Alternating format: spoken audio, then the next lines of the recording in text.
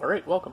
The main topic of this video and the next few are going to be about vectors, but in order to understand why we have to talk about vectors, we have to talk about both scalars and vectors.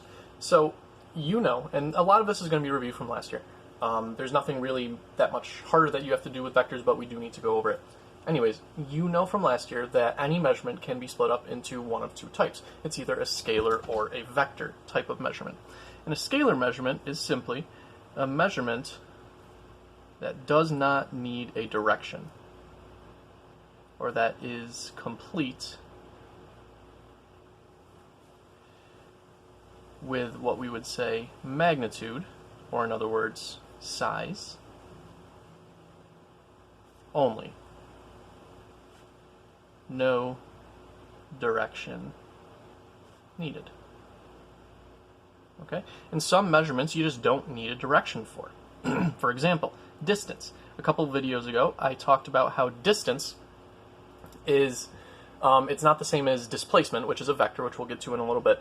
Distance would be if you have an object that was moving and it was covered in paint, and let's say that paint was coming off as the object slid or rolled, you would simply measure the length of that paint streak, and that would be the distance that the object has traveled. Okay, and that is a scalar. No matter what direction the object moves in, that's fine. It doesn't matter what direction it moves in. You just need to measure the total length of that paint streak. Likewise, since distance divided by time gives you speed, speed is also a scalar. Speed does not need a direction to completely describe it. Energy, which we'll get to in a few months, is also a vector. Energy is simply the, if you remember, energy is a weird definition. It's an idea of how much motion a system could potentially have. And that is not in reference to any direction. So that's fine, that's a scalar. Mass, you don't say that you have a mass of 75 kilograms right or up or down. Mass is simply the amount of matter something has. That doesn't need a direction.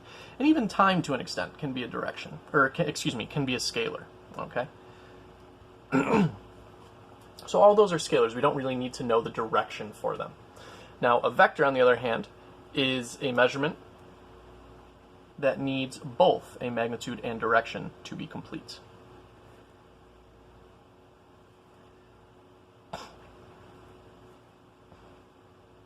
Both magnitude and direction to be complete. And a lot of these are kind of obvious. They're very obviously vectors if you think about, you know, does the direction make it, would it make a difference? Okay, in a lot of cases it absolutely would. So our first example is displacement, and displacement is a vector because displacement means not only how far are you away from where you started, but also in what direction. Okay, displacement is something that needs both magnitude and direction. Since displacement divided by time is velocity, and displacement is a vector, velocity is also a vector. Okay, the main difference between speed and velocity, one of the main differences, is that one is a scalar, one is a vector. Okay, if we just want to know how fast something is going, the distance divided by time, we use the speed. If we want to know the rate at which something has moved away from its initial position over some period of time, we look at the velocity. Force is a vector. You should know this from last year. You draw a lot of free body diagrams. We're essentially drawing little vectors to represent all the forces, and it does matter in what direction those forces are. So that must be a vector. Momentum is a vector. Momentum must be conserved. And since momentum is mass times velocity, that must be a vector. Acceleration is a vector because it definitely matters which way you accelerate. It helps determine whether you are speeding up or slowing down or changing direction. So there's some others, but I'll just leave it like that. Okay, so you need to know the difference between the scalar quantities and the vector quantities. Now, when you go to draw a vector, just some quick terminology. The tail of the vector, you'll hear me using these words. The tail is the start of the vector, and the head is where the arrowhead goes. End of vector. And we know it because it has the arrow on it. Okay. One little note, so we've got the head and the tail. Just a note of caution in that sometimes in a problem, a vector may be scaled to represent length. And you see this a lot of times if you have very big vectors, or vectors representing things that aren't length measurements. Okay, vector may be scaled to represent its magnitude. So for instance, you might see something that it says like this vector has a scale of 50 newtons equals 1 centimeter. So that means if the vector is 3 centimeters long, it represents a force of 150 newtons. The bigger your vector, the bigger your scaled vector, means the bigger that measurement is, whatever you are representing with a vector. Okay, let's get some practice drawing vectors. I've got my protractor here. If you don't have a protractor, you should go get one. They're very cheap. You can get them at really most places that you would shop for school supplies. You really should have a protractor. Okay, so some practice drawing vectors. This first one, 2.7 centimeters at 35 degrees from the x-axis. So the most important thing is to get the direction right. So in order to get the direction right, first of all, I've got to move my paper. In order to get the direction right, I line up the crosshairs of my protractor with the origin. And since it says 35 degrees from the x-axis, remember, x-axis is usually taken to mean the positive x-axis, so that's this part over here on the right-hand side. I'll write that in. And typically, this is the convention, we measure positive angles counterclockwise from that direction. Counterclockwise would be this direction. So we want 35 degrees from the positive x-axis. So I'm going to start here at 0. I'm going to go up. It's because this is the 0 that's aligned with the positive x-axis. I'm going to go up to 35. I'm just going to make a little dot right here. Obviously, I'm not going to draw my vector all the way out there. That's way more than 2.7 centimeters. But that dot and that origin are going to help me line up my vector. Okay, so I've got that lined up. I draw out to 2.7 centimeters along that line. There we go. Very simple. Okay, let's do the next couple. 4 centimeters at 85 degrees from the positive x-axis. So we're going to do a similar thing. We're going to line our vector up. We're going to get the angle part done first. Now, again, this dot that was here from the last one, that really doesn't mean anything. You can just ignore that. I'm even going to put an X through it. So 85 degrees from the positive x-axis. That means here's the extension of the positive x-axis over here from 0. You go up to 85. I'm going to put a dot right there for 85. And then we're going to measure up 4 centimeters in that direction. Okay, there we go. And you should get about this. Okay. So you should be checking to see if your vectors that you are drawing look approximately like my vectors that I'm drawing. Okay, if they do, great. If not, then make sure you go over and you understand, ask me questions if you need to, how this works. All right, next one, 3 centimeters at 240 degrees from the positive x-axis. So if you notice, our protractor only goes up to, if we start 0, okay, 180. So how the heck are you supposed to do 240? Well, let's remember something, okay? If you start here, this is where, the positive x-axis is where we usually start, say this is 0 degrees. This up here is 90 degrees. If you go all the way over here, that's an angular difference of 180 degrees, and then down here, that's 270 degrees. If you go all the way back, you've gone around 360 degrees. You've gone in a full circle. You know that 240 degrees is somewhere between 180 and 270. How far away from, let's say, the lower number, 180 is it? Well, 240 minus 180 is 60. Oop, did that wrong. 240 minus 1. 240 minus... I would really love it if it would clear when I actually want it to clear. Okay, so 60 degrees. What that means is if you go 60 degrees further from 180, that should be 240 degrees from the positive x-axis.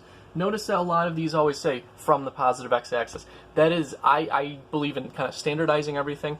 I think that's just the easiest thing to do, is to always measure things from the positive x-axis. You might see sometimes measured from the positive y-axis, measured from the negative x-axis, measured from the negative y-axis. You could even see negative degree angle measurements. That would mean measure clockwise. However, for me, you're pretty much always going to see positive angle measurements from the positive x-axis. I think it's easier that way. So 240 degrees from the positive x-axis is the same as 60 degrees from the negative x-axis. This is the line representing the negative x-axis out here. We go down to 60. We put a little dot. And then we draw our vector. 3 centimeters in that direction.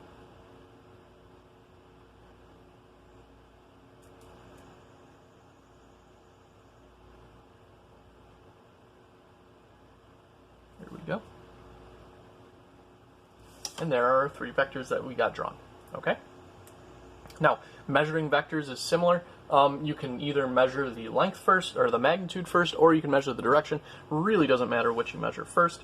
I'm going to do, the way you write vectors is typically magnitude and then direction. So what I'm going to do is I'm going to measure the length first. Remember, you measure from the very tip of the arrow back to the origin, or vice versa, from the origin to the tip of the arrow. I'm getting for this one about 3.1 centimeters. And then here's a trick. If your vector is shorter than your protractor, what you can do is you can kind of extend your vector out a little bit like this. You know, just draw it in real lightly.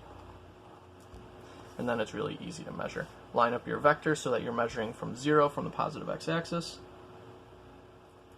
0, okay, that looks like it's about, let's see, 102 degrees, I would say.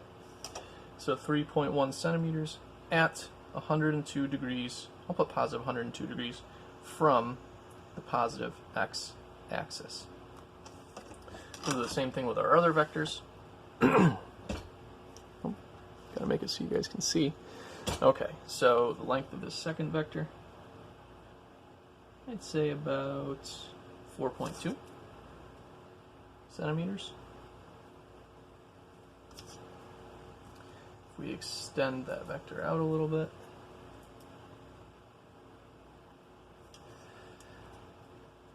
okay, so let's see. This is between 270 and 360, so let's measure up from 270. So we align the 0 with 270. We measure up. It's 71 plus 270. That's about 341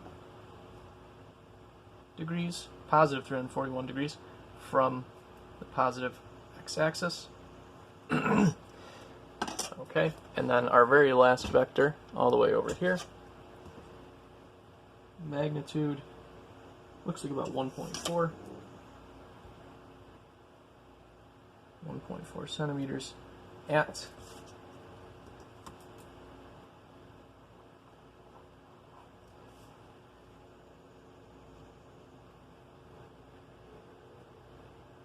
again about 71 degrees, but this time it's just a straight up 71 degrees at positive 71 degrees from positive x-axis.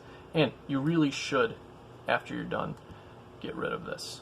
Okay, you don't want to give the impression that the vector is longer than it actually is. Okay, so that's a little bit about just measuring vectors, you know, real straightforward. Let's go now, you know, that was individual vectors, let's go now to adding vectors using one of our methods. This is going to be the head to tail method, and you did learn this last year, okay? This is the first method that you learned for adding vectors together. And why would you want to add vectors together? Let me give you an example. Let's say an ant walks, and you actually had this exact example last year. An ant walks 6 centimeters at 125 degrees from the positive x-axis, and then 9.4 centimeters at 332 degrees from the positive x-axis. I should have a positive x-axis there. Determine how much distance the ant has traveled, as well as its displacement from its starting point. So not only do we want to know the distance, how far it went, we also want to know, well, if the ant followed this path, where did it end up? If you just kind of, if you were to just add the 6 centimeters and the 9.4 centimeters, that would be the distance that it traveled, but that wouldn't be how far it is from where it started, because it didn't just walk in a straight line the entire time, it came back. If I told you to walk 10 meters away from me and then 5 meters back toward me, you wouldn't be 15 meters away, you would be 5 meters away, because the direction that you're walking in changed. So we can't just add those numbers unless the vectors are in the exact same direction, which they're not. So what I'm going to do, just like I did last year, is we're going to write down the steps and then perform them. So step number 1 is draw the first vector, just like you normally would. Draw first vector. Okay? 6 centimeters at 125 degrees from the positive x-axis. So, okay, we've got this lined up. 125 degrees, start at 0 over here. 125 is right there. We want 6 centimeters along that line. So I've got line that. Okay, so that goes to about here. Okay, and make sure we put our arrow there. Good, that's our first vector. Now, our second rule, or our second step in doing this, is that the next vector, by the way, this can be done for any number of vectors. Next vector starts from the head of the last vector. So our next vector isn't going to start from the origin, it's going to start from up here. And in order to do that, in order to accomplish that, that means we need a little axis to be drawn up here. So it has to be as close to a perfect axis as you can, meaning the vertical axis must be parallel to this vertical axis, the horizontal axis must be parallel to this horizontal axis. If you don't do that, then you risk your angles being all off and your measurement not being very good. Okay? That looks pretty good. A little off, but that's fine. Okay, so now I see that my second vector is 9.4 centimeters and 332 degrees from the positive x-axis. Well, if this is my positive x-axis, that's 0, 90, 180, 270. 332 minus 270 means we need 62 degrees from this vector, from this axis, from this line right here. So we line our protractor up with 0 at the 270. We measure 62 degrees more this way. That would be about here. That looks like 62 degrees. And we need 9.4 centimeters in that direction.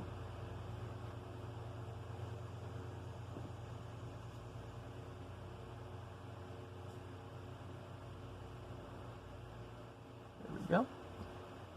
And we put our arrowhead on.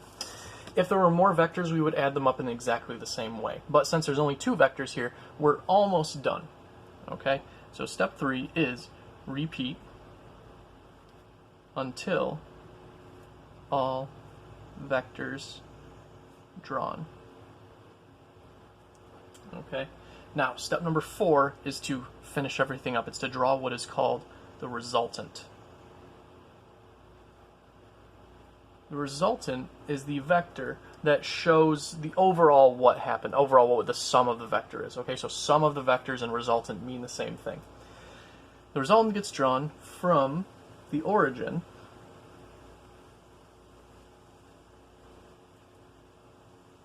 to the head of the last vector. So our resultant will get drawn from here up to here.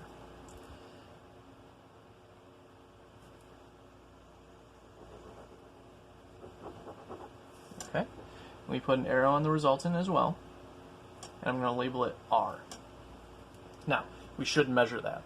Okay, so our resultant appears to be about 4.7, 4.8-ish. I'm going to do 4.75. 4.75 centimeters at... Oh, that line's not quite long enough, so here's what I'm going to do. I'm just going to extend it a little bit. That should work.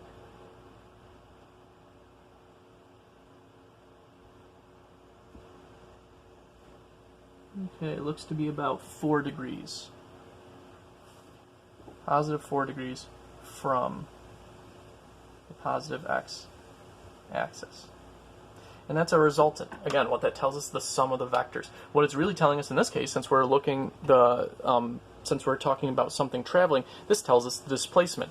Here's where the ant started, here's where it finished up. What is the ant's displacement? 4.75 centimeters at 4 degrees from the positive x-axis. Okay? If these were forces, they would tell us, let's say, the net force, and so on and so forth for other types of vectors. There is one other type of vector you might have to draw on something like this, and that is the equilibrant.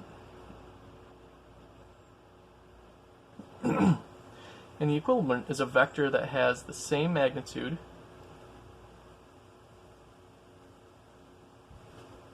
but the exact opposite direction. In other words, the equilibrant is the vector that could be added to the resultant to bring the sum of the vectors back to 0. That's really what it is. So for this ant, the equilibrant would be the vector along which it has to walk in order to get back to the origin. If these were forces, it would be the vector that represents the force to be added to cause the net force to be 0. Drawing the equilibrant, I usually do dashed lines, but that's not like a rule or anything.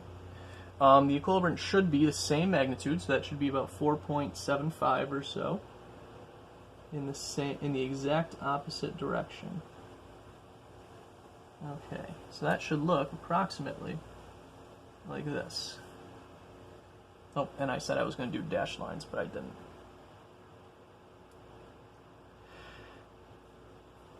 Or you could just label it E. And to make the measurement of it, you would just write the equilibrant has the same magnitude, 4.75 centimeters, at exactly opposite direction. If you think about a circle as if you move all the way in a circle, it's 360 degrees. If you move to the opposite side of the circle, you've moved 180 degrees. So basically what we're doing is just adding 180 to this angle. 184, positive 184 degrees from the positive x-axis. So again, what we're really looking at when we add vectors up is dealing with how to add measurements that are not in the same direction, if they are vectors, in fact. This is one way to do it, adding them head to tail. You can see in this case that adding them head to tail got us the displacement of the ant. Okay, we added a bunch of length vectors. The resultant, the sum of the vectors, ended up being the displacement. We have a little bit more to do with vectors, but that's a good start. I'll see you in the next video.